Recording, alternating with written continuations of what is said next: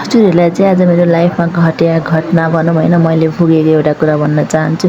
Hello everyone, welcome to my mini vlog. सबैजना I hope सन्चै होइसिन्छ होला। म पनि एकदम सन्चै छु। अनि म चाहिँ आज साथीको दिदीको घर गएर आउँदै थिएँ। अनि आउँदाखेरि चाहिँ हरियाली होइन, अलिक गाउँतिरै थियो क्या। अनि म चाहिँ अनि यस्तो मजाले अनि पुरा अनुहार पनि देखाउनु पऱ्यो मलाई चाहिँ। फेरि कस्तो चिसो हावाको महसुस गर्दै गर्दै अनि यता हरियाली पानी पर्ला जस्तो मौसम पनि भइरहेको थियो क्या। अनि मैले चाहिँ याङ्गो बोलाएको थिएँ, धेरै टाढा थियो नि त, अफिस आउन पनि ढिलो भइरहेको थियो। अनि याङ्गो बोलाएर टक्क आउँदै थिएँ। यस्तो मौसम थियो क्या, त्यस्तो बब्बाल थियो कि होइन, साथीहरूसँग चाहिँ रमाइलो गर्ने खालको मौसम थियो। अनि जाम पनि यति धेरै थियो कि जाममा बस्दै गर्दाखेरि चाहिँ 1 घन्टा जस्तो लाग्यो क्या हामीलाई चाहिँ आउनको लागि बाइकमा पनि।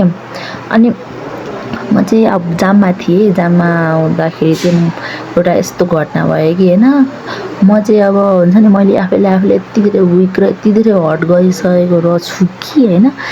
मलाई चाहिँ पछाडिबाट एम्बुलेन्सले हर्न बजाइरहेको थियो। अब कहीँ जान हतार थियो होला, नन स्टप बजाइ गइरहेको थियो।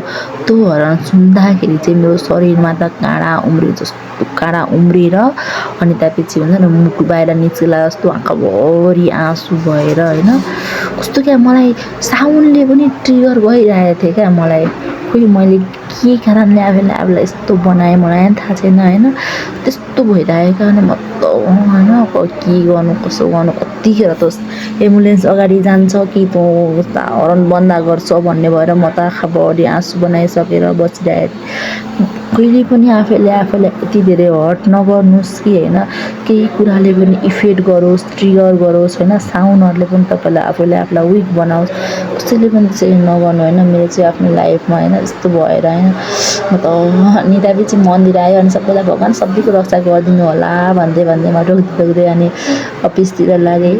जाम चाहिँ धेरै भएको कारणले चाहिँ अलिक ढिलो होइन अफिस आइपुगेँ। बल्ल अफिस आएर चाहिँ अनि काम पनि स्टार्ट गर्नु पऱ्यो नि त। अनि मैले चाहिँ आएर आफ्नो कामलाई चाहिँ स्टार्ट गरेँ। बाई बाई एभ्रिवान, सबैजना चाहिँ सन्चै रहनु होला, व्यस्त रहनु होला। I hope. By by, love you everyone.